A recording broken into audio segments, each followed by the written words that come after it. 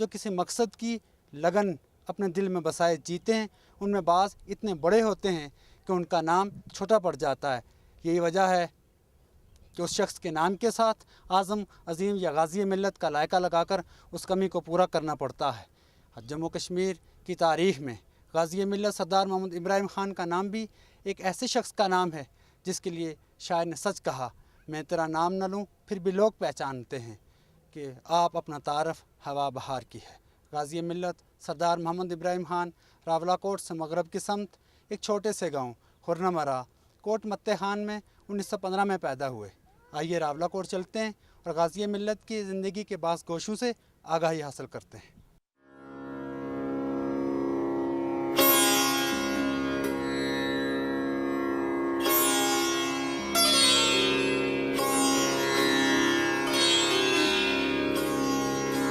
غازی ملت سردار محمد ابراہیم خان صاحب کے بیٹے جاوید ابراہیم خان صاحب کے گھر پہ موجود ہیں۔ آئیے ان سے غازی ملت کے بارے میں چند باتیں کرتے ہیں۔ اتنی ملٹی فیسٹڈ، اتنی گمبھیر شخصیت کو ایک فارمیٹ کے درمیان اس کا احاطہ کرنا بڑا مشکل کام، لیکن یہ میری ذاتی اوپینین ہے کہ سردار صاحب کی زندگی کا وہ حصہ جو ان کی اکمپلشمنٹس میں سب سے زیادہ نمایاں ہے، وہ 1945 سے شروع ہوتا ہے اور 1951، 52، 53 پہ ختم ہو جاتا ہے۔ مجھے اگر کوئی اس طرح کی طاقت میرے ہاتھ میں ہو کہ میں وقت کو روک سکوں تو میں ریورس میں جا کے سردار صاحب کا جو کیریئر ہے اس کو 1952، 53 میں ختم کر دوں۔ لیکن ظاہر ہے آپ کی زندگی ہے، اور 1952، 53 میں ان کی عمر 35، 36، 37، 38 سال تھے، ابھی زندگی کا شروع بھی نہیں ہوا تھا، تو وہ اس پہ ظاہر ہے ختم نہیں ہوئی، وہ اس کے بیانڈ چلتی چلی گئی۔ بعد کے جو بھی ڈیولپمنٹس ہیں یا جو ان کی زندگی کے مختلف ایسپیکٹس ہیں جن میں انہوں نے بطور باپ، بطور دوست، بطور پروفیشنل جو کچھ کیا، وہ مقابلتاً اس پیریڈ کے ساتھ جو 1946 اور 1953 کے درمیان ہے وہ بہت اسکیل میں چھوٹا ہو جاتا ہے، کیونکہ کسی خطے کی آزادی، کسی ملک، کسی قوم کی آزادی کا حصہ رہنا، خاص طور پہ اس کے لیڈرشپ رول میں رہنا، وہ تو کسی کی قسمت میں ہر قوم کی قسمت میں اس طرح کے لیڈر 100 سال میں، 200 سال میں، 300 سال میں، 400 سال میں ایک مرتبہ آتا ہے۔ گو کہ آزاد کشمیر سائز کے لحاظ سے دنیا کی تاریخ میں جو ممالک آج ایگزسٹ کرتے ہیں اس لحاظ سے اتنا بڑا ملک نہیں ہے، اتنی بڑی ریاست نہیں ہے، اتنی زیادہ آبادی نہیں ہے، لیکن امپورٹنس اس چیز کی کہ جو لوگ اس خطے میں بستے ہیں ان کی آزادی سے سانس لینے کا جو صحرا ہے وہ کسی ایک شخص کے سر آئے، وہ بھی ایک اتفاق ہوتا ہے، وہ کوئی پلان نہیں ہوتا، وہ کوئی ضروری نہیں ہے کہ اس شخص کی اتنی ہی زیادہ کاوشیں ہوں، اتنی زیادہ کوششیں ہوں، لیکن ایک خاص وقت میں ایک خاص جگہ موجود ہونا اور ایک خاص ہیپننگ کا حصہ بننا وہ کسی قسمت۔ میرے لیے ہمیشہ یہ بہت مشکل رہا کہ میں اپنے والد کی کسی قسم کی تعریف کر سکوں اور یہ بتا سکوں، کیونکہ وہ اتنی بڑی شخصیت ہیں وہ کہ ان کے بارے میں کوئی ایسا ان کی زندگی کا حصہ اور کوئی ایسا ان کا عمل جو ہے وہ کسی سے چھپا ہوا نہیں ہے، کوئی ایسی چیز نہیں ہے جو میں ڈسکور کر سکوں کہ جی میرے والد تھے، مجھ سے بہت لاڈ کرتے تھے، وہ ایسپیکٹ بھی ان کی زندگی کا جو ہے وہ ہر ایک پہ یہاں ہے۔ راولہ کوٹ بازار میں آپ بیٹھ جائیں، اللہ جنت نصیب کرے ماموں اسحاق فوت ہو گئے، لیکن وہ آپ کو میری جتنی کہانیاں ہیں وہ بھی ان کو آتی تھی، اور جو سردار صاحب کی جو ان کی ٹپیکل کیریکٹرسٹکس ہیں وہ بھی بہت عیاں ہیں، بہت لوگوں کو معلوم ہے۔ شفیق انسان تھے، لاڈ سے بولتے تھے، وقت کا لحاظ کرتے تھے، چھوٹے بڑے کا لحاظ کرتے تھے، سچ بولنا اور ایمانداری کر رہے ہیں، کوئی اتنے بڑے ٹریٹس نہیں رہ گئے آج، لیکن باہر صورت اس میں بھی ان کا جو نام ہے وہ غالباً کسی اور کا نہیں ہے. لیکن جو بتدریج معاشرے کی ڈیٹیریشن ہو رہی ہے اس کے ناطے سے مجھے ذاتی طور پہ ان کا قد کاٹ روز بروز بڑھتا ہوا نظر آتا ہے.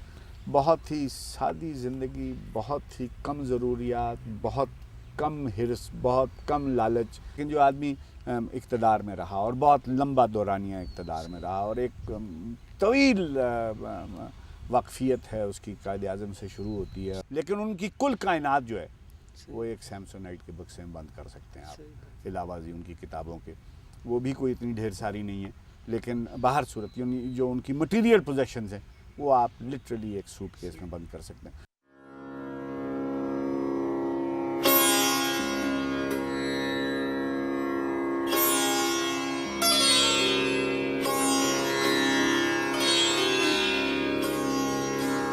سردار حبیب خان صاحب غازی ملت سردار محمد ابراہیم خان صاحب کے بچپن کے دوست, ساتھی اور کلاس فیلو رہے ہیں. آئیے ان سے غازی ملت کی زندگی کے بارے میں جو انہوں نے گٹھے گزاری چند باتیں کرتے ہیں. وہ بڑے مشکل حالات تھے اور ہم دونوں لوور مڈل کلاس سے تعلق رکھتے تھے.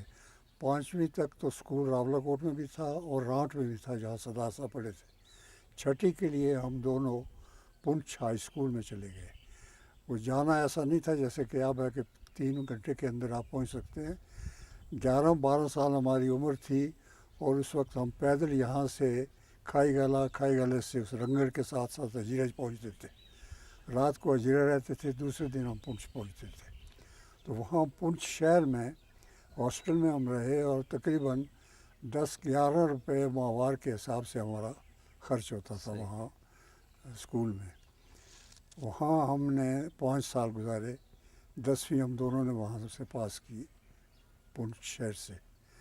اس کے بعد پھر ہمارے ایک بڑے مشفق استاد تھے مولانا نذیر احمد, وہ نوکری چھوڑ کے چلے گئے تھے اور بعد میں وہ نذیر احمد کاشمیری کے نام سے مشہور ہوئے. اور انہوں نے پھر لاہور سے ہمیں لکھا ہم دونوں کو کہ تم لاہور آ جاؤ تو میں یہاں داخلے کا انتظام کرتا ہوں. پھر ہم یہاں سے لاہور گئے اور لاہور جانے کے لیے بھی ہمیں یہاں سے پیدل آزاد پتن کے ذریعے رات کو سون جا کے رہنا پڑتا تھا. سون سے پیدل جا کے ہم کوٹے ٹانگا ملتا تھا اور شام کو سیالے سے ہمیں گاڑی ملتی تھی. ہم پھر لاہور پہنچے. اس دور میں سردار صاحب کے بڑے بھائی تھے اسماعیل خان, وہ ہمارے رہنما کے طور پہ ہمارے ساتھ جایا کرتے تھے. پھر وہاں جب پہنچے تو مولوی صاحب نے ہم کو ٹیک اوور کر لیا. اسلامیہ کالج میں ہمیں داخلہ دلوایا. اب کس سن میں لاہور گئے تھے؟ 33 سے 38 تک ہم دونوں اسلامیہ کالج میں رہے. وہ آرٹ کے اسٹوڈنٹ تھے, میں سائنس کا اسٹوڈنٹ تھا. اور اس کے بعد جب میں نے بی ایس سی کی اور انہوں نے بی اے کیا تو پھر وہ انگلینڈ چلے گئے بیرسٹری کرنے کے لیے اور میں علی گڑھ چلا گیا سائنس ایم ایس سی کرنے کے لیے. اس کے بعد پھر میں فارسٹ سروس میں چلا گیا دہرادون ٹریننگ لینے کے بعد, اور وہ بیرسٹر بن کے واپس آ گئے. پھر ہم اکٹھے ہو گئے اور وہ ہونے کا یہ تھا کہ میں ان دنوں امریکہ میں تھا جب پارٹیشن ہوئی, تو مجھے سینٹرل گورنمنٹ نے یہاں چیف کنزرویٹر بنا کے آزاد کشمیر بھیج دیا اور سردار صاحب پریزیڈنٹ بن گئے. لیکن وہ پروٹوکول ہم نے بالکل اسی طرح کر رکھا کہ میں ایک سرکاری ملازم ہوں اور وہ پریزیڈنٹ ہے. شام کو ہم بحیثیت دوست کے ملتے تھے, لیکن سرکاری معاملات میں وہ پریزیڈنٹ تھے اور میں سرکاری ملازم تھا. نہ انہوں نے کوئی مداخلت کی, نہ میں نے ان سے کوئی رعایت مانگی. تو اس میں زیادہ جو میرے نزدیک اہم چیز ہے وہ ہے سردار صاحب کی لائف کے 2 مائل سٹونز ہیں.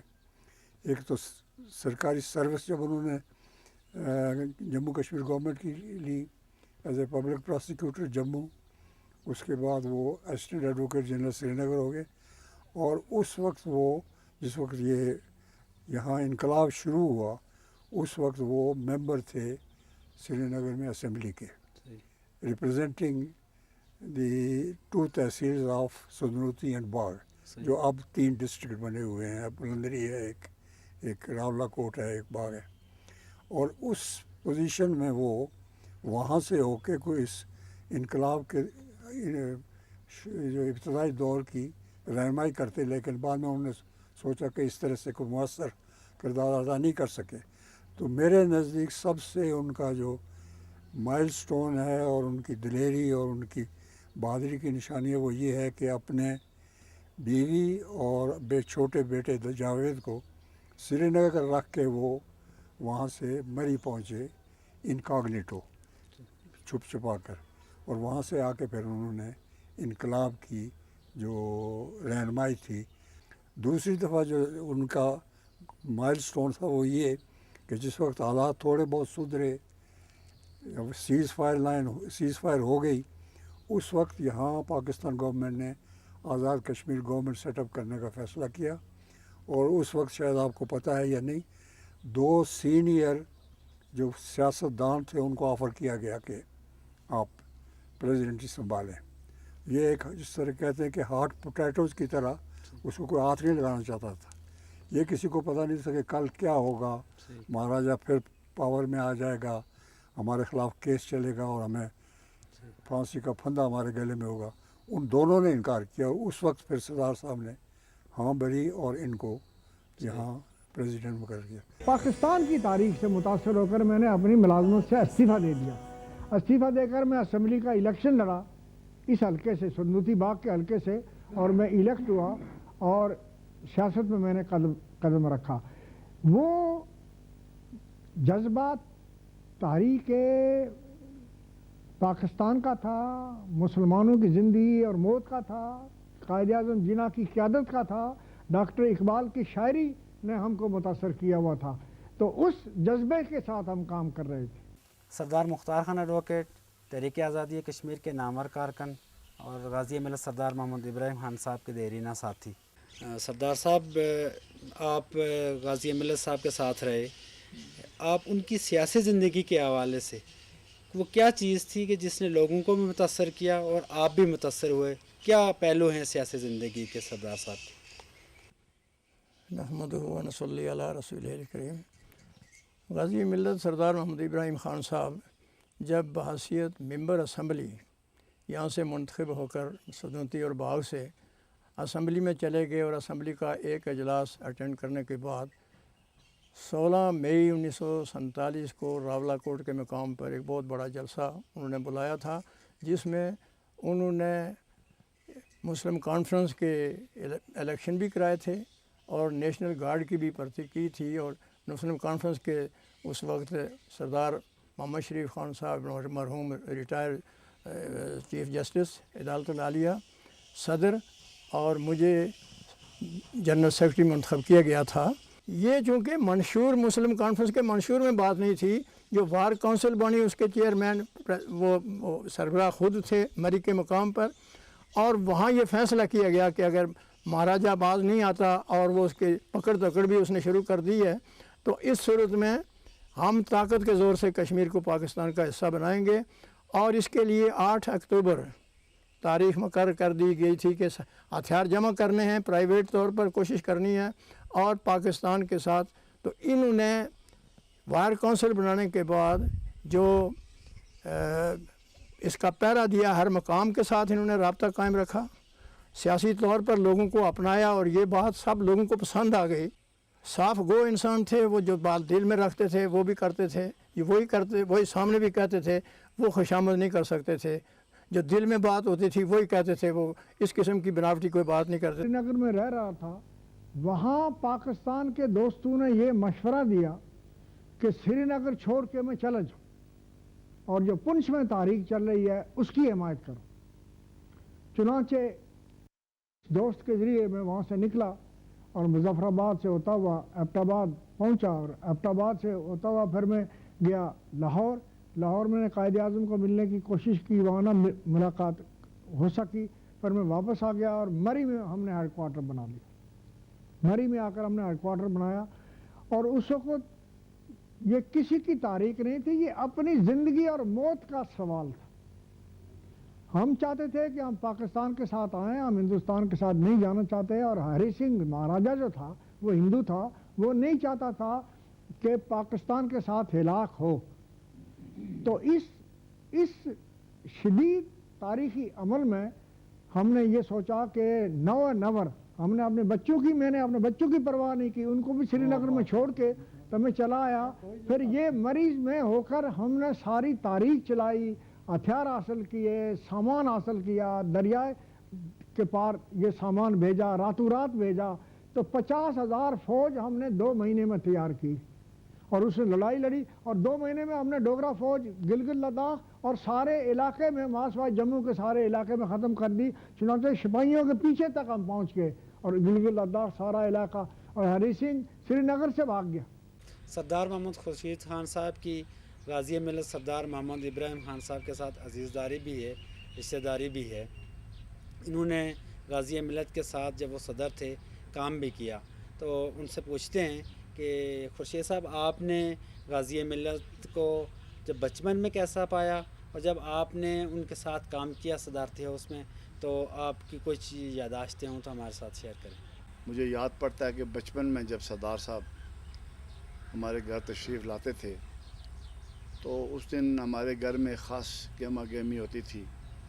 उनके लिए खाने की तैयारी, उनके कमरे की सफाई, और ख़ास हर आदमी इसकी इंतज़ार में होता था कि सरदार साहब कब तशरीफ़ लाएंगे। तो वो जब हमारे घर में आते तो एक ख़ास किस्म का एक समा होता, और मुझे याद पड़ता है कि सरदार साहब नहायत ही खुश पोश और खुश शक्ल और एक बहुत ऑर्गेनाइज्ड और एक डिसिप्लिन शख्सियत के मालिक थे। तो जब वो घर में तशरीफ़ लाते तो हम सब लोग उनके लिए, उनको मिलने के लिए, हमारे अजीज़ और कारब और बाकी लोग भी जो थे वो तशरीफ़ लाते वहाँ घर में और उनसे मिलते। और एक अजीब बात जो मेरे जहन में उस वक्त थी, वो मेरा ख्याल था कि जब भी वो आते तो लोग उनको मिलने के लिए आते और लोग उनको दरख्वास्तें देते थे, और वो अपनी दरख्वास्तें मुख्तलिफ़ ऑफिसर्स को मार करते। तो मेरे ख़्याल में था, चूँकि मैं बहुत छोटा था, मेरा ख्याल था ये सदर है। हालांकि जब वो सदर नहीं भी थे तो फिर भी वो लोगों से दरख्वास्तें लेते और उन पे मुतल्लिक़ा ऑफिसर्स को रिकमेंडेशन देते या उनको लिखते कि साहिल को सुन के इसकी जायज़ इमदाद करें, मैं शुक्रगुज़ार हूँ।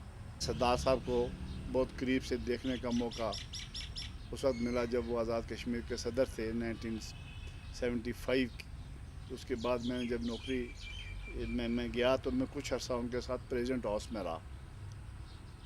तो सरदार साहब ने मुझे ये कहा कि जब तक आपको सरकारी घर मिलता या मुतबादल अकोमोडेशन मिलती तो आप मेरे साथ रह सकते हैं।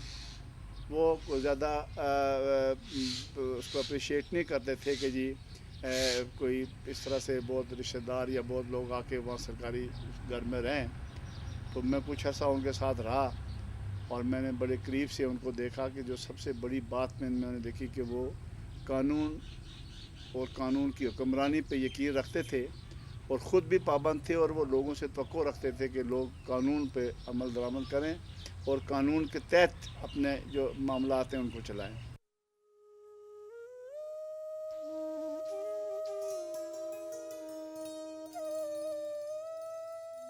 भरपूर और कामयाब ज़िंदगी गुजारने के बाद 31 जुलाई 2003 को गाज़ी मिल्लत इस जाने फ़ानी से रुखसत हो गए। वो आज कोट मत्ते खान रावला कोट के एक पुरसकून गोशे में आसूदा खाक हैं।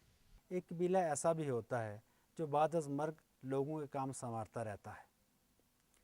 गाज़ी मिल्लत सरदार मोहम्मद इब्राहिम खान का ताल्लुक़ भी उसी कबीले से है। वो आज हम में नहीं हैं, लेकिन उनकी जद्दोजहद भरी ज़िंदगी इस खित्ते में सर उठा के जीने का हुनर अता करने के लिए एक आज़ाद खित्ते का क़याम और दूसरी बेशुमार ऐसी बातें हैं कि वो जावदा रहेंगे। ख्वाबों की तरह न ख्यालों की तरह था, वो शख्स अंधेरों में उजालों की तरह था।